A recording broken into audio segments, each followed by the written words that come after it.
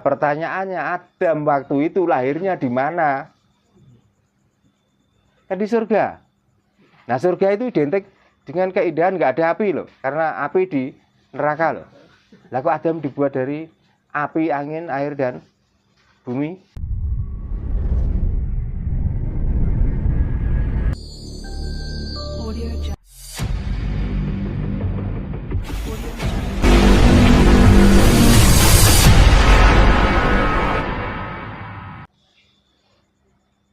Puji syukur dhateng ngersanipun Gusti ingkang Maha Nasa, Gusti ingkang Maha Suci, Gusti ingkang Maha Wikan, Gusti ingkang Maha Agung, Gusti ingkang Maha Mulya, Gusti ingkang sampun nyipta jagat lan jasad kita sami. Nanggihan wonten ing dalu menika nuhuni dhateng pamundhutipun sederek kita. Ya niki langsung bahasanya saya rubah bahasa Indonesia ya. Maaf, ini bahasanya saya pakai bahasa Indonesia. Masalahnya saudara yang punya hajat di sini adalah dari Subang. Ya mana ya? Iya. Subangnya mana? Subangnya Pusaka Negara. Pusaka Negara. Kalau saya pakai bahasa Jawa, ya paham tapi enggak semuanya. Jadi saya pakai bahasa Indonesia. Pada malam hari ini acaranya juga sama, masih rutinan dalam mencari pencerahan, atau kita itu akan menemukan atau mencari kesejatian diri kita. Yang kedua, sambil memanfaatkan malam Senin, saudara kita dari Subang, Mas Nono Surono, beliau punya hajat. Yang hajatnya yang tahu cuma saya dengan Mas Nono. Namun yang kita minta supaya Mas Nono ini apa yang diinginkan semuanya bisa terlaksana, dan apa yang dijalankan rutinitas setiap hari di samping keberkahan untuk keluarganya juga keberkahan untuk orang lain. Dan kita ucapkan salam rahayu untuk Mas Nono. Rahayu. Rahayu. Itu. Yang kedua, di sini dengan mengadakan acara, bisa dibilang hajatan, karena hajat itu adalah acara sesuai dengan budaya dan adat orang Jawa, bahwa hajatan itu identik dengan bancaan. Ya. Nah, mungkin di antara saudara-saudara kita ada yang tahu apa toh arti dan makna bancaan. Coba, barangkali ada yang tahu. Ada yang tahu, ada yang paham? Ya, makanya ini harus saya pahamkan. Supaya apa? Kita itu kalau bancaan itu gak identik dengan nasi. Gitu. Nah, kenapa kalau bancaan kok pakai nasi? Artinya begini, di saat orang itu diajak bancaan dan orang itu bisa membaca, setelah itu ya namanya duduk yang lama dan mendengarkan doa-doa yang dibaca, otomatis kan perut kita lapar. Maka dengan adanya nasi, dan nasi itu menyimbolkan atau filosofi dari hidup kita sendiri. Ya, makanya ada macam-macam nasi tadi, semuanya terbuat dari beras. Tapi karena sudah dibentuk dengan macam-macam, namanya sudah beda-beda. Nah, itu menyimbolkan keindahan budaya Jawa yang sangat luar biasa. Dan di dalam keindahan itu adalah filosofi. Filosofi itu gambaran dari hidup kita sendiri, bahwa ternyata kita hidup itu ya terdiri dari warna, terdiri dari rasa, itulah yang dinamakan hidup. Maka orang Jawa di saat melakukan ritual, melakukan hajatan dan lain sebagainya, mengadakan bancaan. Bancaan itu adalah artinya membaca.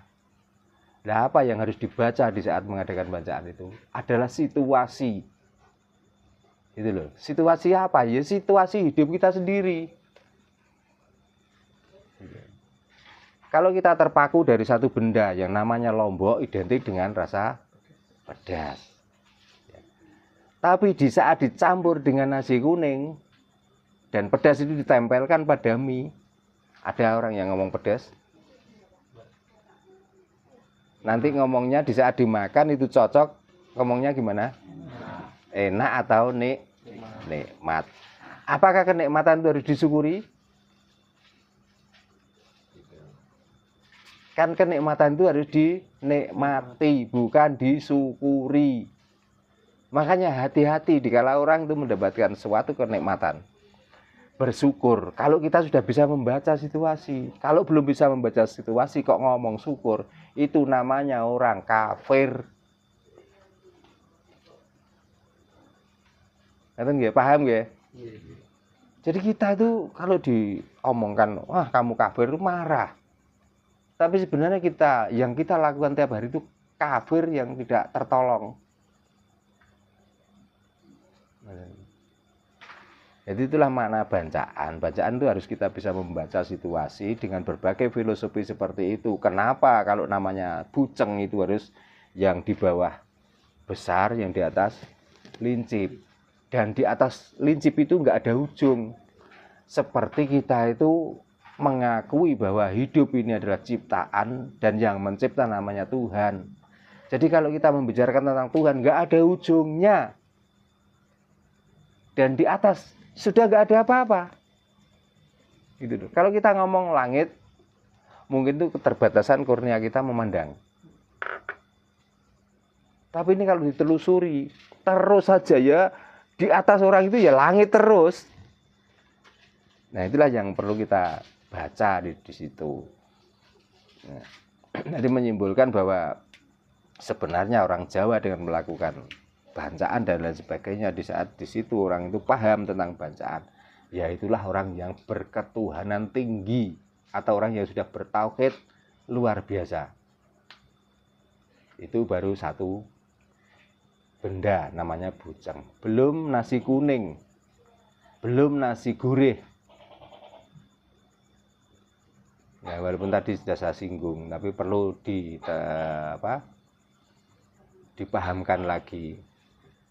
Sebenarnya yang dinamakan sangkan paraning dumadi itu terdiri dari dua warna sebelumnya, yaitu dari warna kuning dan warna putih. Nah, warna kuning melambangkan ketenangan jiwa, warna putih melambangkan kesucian jiwa. Ya siapa yang memulai? Yaitu bapak dan ibu. Gitu. Jadi sebenarnya kita hidup itu hanya mengikuti apa yang kita baca. Sebenarnya mengikuti dalam arti apa? Simbol-simbol yang kita baca. Nah, nasi kuning dan nasi putih yang kita baca adalah belajar dari telur. Makanya tadi saya tanyakan, kalau kita sudah membicarakan telur, dan dia kalau dienggerami induknya, dia akan menjadi ayam. Yang saya tanyakan, kira-kira telur dengan ayam itu duluan mana? Coba siapa yang bisa menjawab? Karena ayam juga tetasan dari telur, ayam juga akan menelurkan telur. Nah, kalau begitu, maka kalau kita itu mengadopsi dengan bahasa yang kita itu sulit memahami, kita keturunan siapa? Keturunan Adam. Pertanyaannya, Adam itu anak siapa? Coba.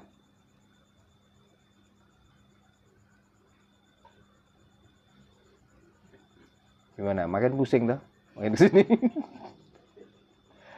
Paling-paling nanti jawaban, supaya jawaban itu nggak dikejar lagi, Tuhan diciptakan dari Allah, cuman gitu. Nah bahannya apa?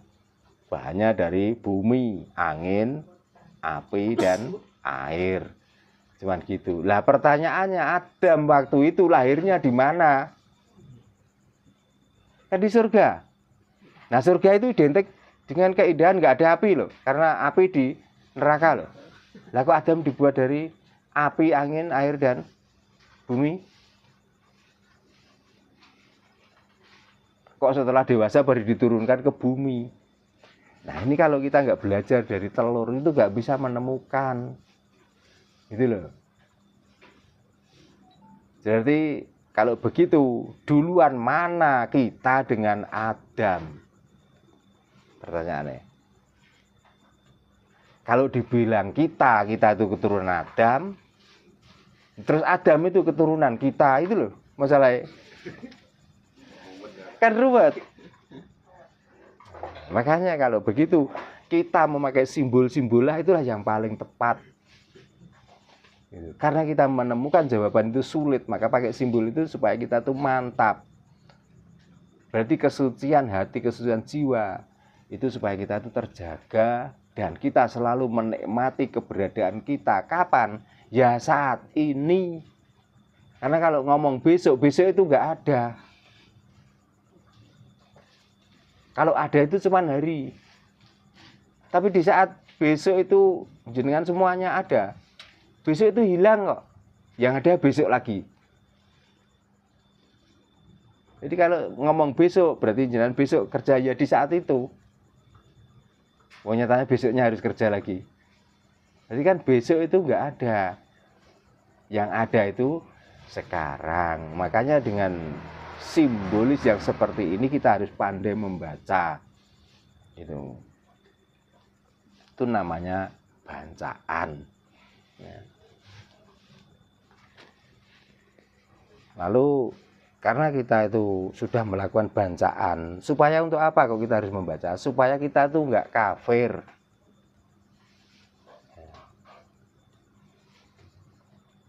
Nah, kenapa kok kita nggak kafir? Coba kalau saya tanya, kafir itu apa toh? Coba. Kafir itu perilaku atau kafir itu bahasa? Kira-kira.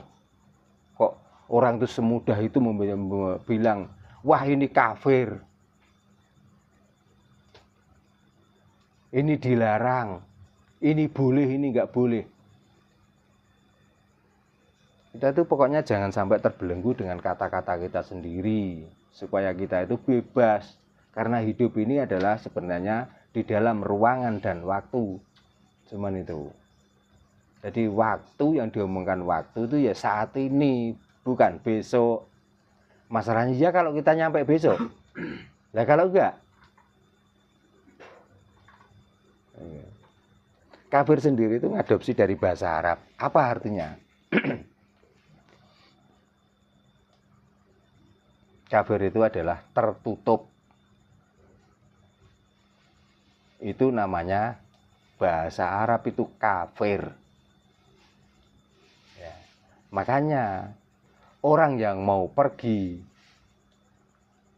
supaya barangnya atau perilakunya gak kelihatan itu pakaiannya dimasukkan ke dalam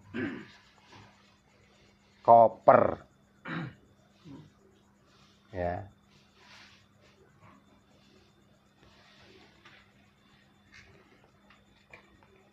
Orang yang sebenarnya paham dengan ilmu, tapi orang itu belum bukan paham. Maksudnya orang yang mengerjakan suatu ilmu, ya, dan orang itu nggak mau mempelajari sampai dalam.